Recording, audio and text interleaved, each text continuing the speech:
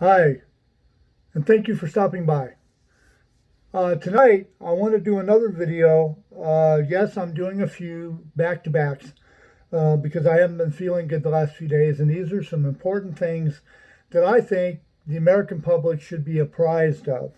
And upon reading what I've written or upon hearing what I've read, and in the description, I'll put a link to the page that I got this from.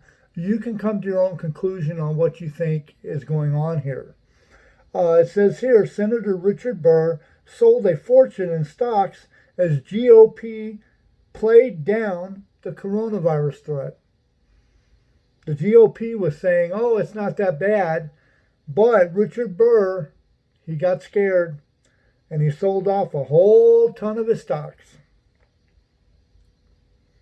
After the sales in February, the North Carolina Republican warned a group that the virus could soon cause a major disruption in the United States. Three other senators also sold major holdings around the same time, which means that they were scared, they were running. Senator Richard M. Burr sold hundreds of thousands of dollars worth of stock in major companies last month, as President Trump and others in his party were still playing down the threat presented by the coronavirus outbreak and before the stock market's precipitous plunge. The stocks were sold in mid-February, days after Mr. Burr, Republican of North Carolina and the chairman of the Intelligence Committee, wrote an opinion article for Fox News suggesting that the United States was better prepared than ever before to confront the virus. We're better than we were before. Better than ever, he said. At least three other senators sold major stock holdings around the same time. Disclosure records show. 2 weeks after Mr. Burr sold his stocks, he spoke at the Capitol Hill Club in Washington to a nonpartisan group called the Tar Heel Club, warning that the virus could soon cause a major disruption in the United States. The gathering, which drew fewer than 100 people, included representatives from the North Carolina governor's office, as well as staff members from other congressional offices in the state. There's one thing that I can tell you about this. It is much more aggressive in its transmission than anyone or anything we have ever seen in recent history, said Mr. Burr.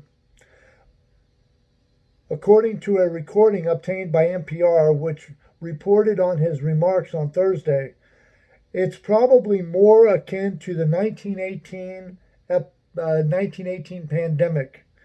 And I'm not really for sure what the 1918 pandemic is, but I'll look it up and I'll put it, before I do this video, I'll put it in the description below. 1918 pandemic. He added, every company should be cognizant of the fact that you may have to alter your travel. You may have to look at your employees and judge whether the trip they're making to Europe is essential or whether it can be done on video conference. Mr. Burr has long pushed for the United States to better prepare for the threat presented by pandemics, including sponsoring legislation that Congress passed in 2006 called the Pandemic and All Hazards Preparedness Act. His message has always been and continues to be that we must be prepared to protect American lives in the event of a pandemic or bioattack. Caitlin Carroll, a spokeswoman for Mr. Burr, said in a statement, since early February, whether in constituent meetings or open hearings, he has worked to educate the public about the tools and resources our government has to confront the spread of the coronavirus, while selling off his stocks nonetheless. In a series of posts on Twitter, Mr. Burr accused NPR of twisting his comments into a tabloid-style hit piece. That's possible. I haven't read that piece, so I don't know exactly how they wrote it or what they meant when they said it. He argued that the report made him look duplicitous for sharing information at a publicly advertised event that was consistent with the message members of the Trump administration were then trying to promulgate. He did not address his stock sales, though. As the Intelligence Committee chairman, Mr. Burr receives regular briefings on threats to the United States, including the coronavirus. He is also a member of the Senate Health Committee, which in January hosted a briefing with top Trump administration officials open to all senators. It is apparently not the first time Mr. Burr has acted decisively to shield his assets from financial turmoil after hearing from government officials. In 2009, he recounted in a speech how after he heard Treasury Secretary Henry M. Paulson discuss a major company's difficulty moving money between banks, he called his wife and instructed her to withdraw as much cash as possible from their own accounts out of fear they would run out of funds. Okay. 3 other senators also sold major holdings around the time Mr. Burr did, according to the disclosed records. Dianne Feinstein, Democrat of California, who is also a member of the Intelligence Committee, James M. Inhofe, Republican of Oklahoma, and Kelly Loeffler, Republican of Georgia. The record of Mr. Burr's stock transactions show he and his wife sold 33 different stocks on February 13th that were collectively worth $628,000 to $1.7 million, according to the disclosed files with the Secretary of the Senate. Those sales included as much as $150,000 worth of stock in 2 hotel chains, Wyndham Hotels and Resorts and Extended Stay America. The values of both companies have declined significantly in recent weeks. He also sold as much as $65,000 worth of stock in Park Hotels and Resorts. Ms. Feinstein and her husband sold $1.5 million to $6 million worth of stocks in Allergan Therapeutics, a California-based biotech company, in transactions that took place January 31st and February 18th. Mr. Inhofe sold a large amount of stocks, all on January 27th, including holdings in PayPal, Apple, and Brookfield Assistant Management, a real estate company, with the overall value of the sales totaling as much as $400,000, a disclosure report shows. Ms. Loeffler and her husband, Jeffrey C. Spector, who is the chairman of the New York Stock Exchange, reported 27 stock sales worth millions of dollars starting January 24th.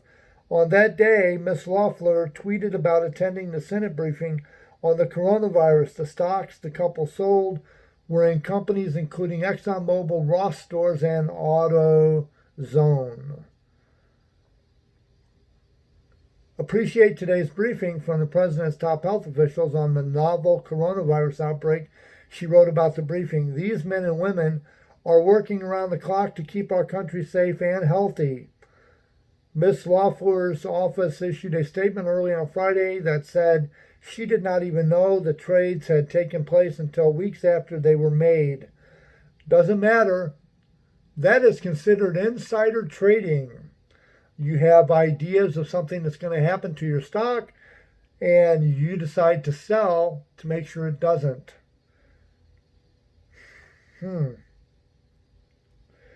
Congress began requiring its members to disclose their stock sales in 2012 when it passed a law called the Stop Trading on Congressional Knowledge Act, which is what you all did. Anyway, that's something that I thought was kind of important to bring up. And let me know what you think about that. Do you consider it insider trading? Do you think that they were okay in doing that? Do you think there was no harm, no foul? Put your comments down below. If you believe that they were wrong and should be brought up on insider trading, put that in the comments also. If you have an idea for another video that you think would be really good for me to do, please put it in the comments below. Also, hit the subscribe button. It's right down here. If you like my videos and you like what I'm doing, please hit the big old thumbs up. I really appreciate it. I didn't say this in the last couple of videos, but in 2025, I am planning on running for mayor in Seattle. Toward the end of this year, beginning of 2021, I do plan on moving back to Seattle.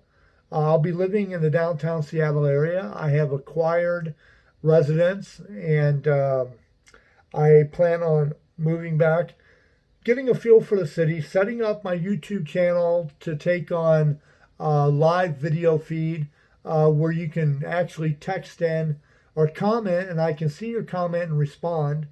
Also, I'll be doing a walk around and I'll be talking to several of the citizens in Seattle. In the meantime, I will be praying for everyone affected by this virus, the family members that have had family pass away, and everybody in the United States and around the globe. I pray that this coronavirus ends swiftly without any major difficulties aspiring from this. Anyway, I'm going to let you go on that note. Have a good night, Seattle, America, and all points beyond.